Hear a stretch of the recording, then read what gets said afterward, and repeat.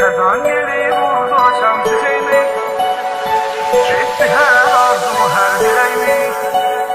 Ben o yara ölmüştüm öldüreyimi, etti beni tenha etti. Hesreti geldi sancılan tutuldu, sevincim az derdimden çok oldu.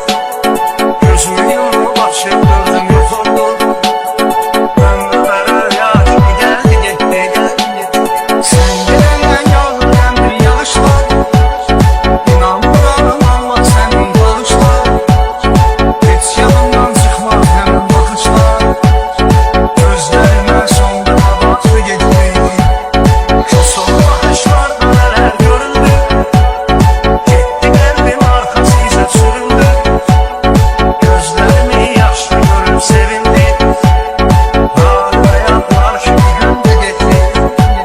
Adım dillerde bir efsanelerde, bir zincirin çatma divanelerde, köşkün ateşinde pervanelerde, sağlık beni yandırdı yaktı gitti.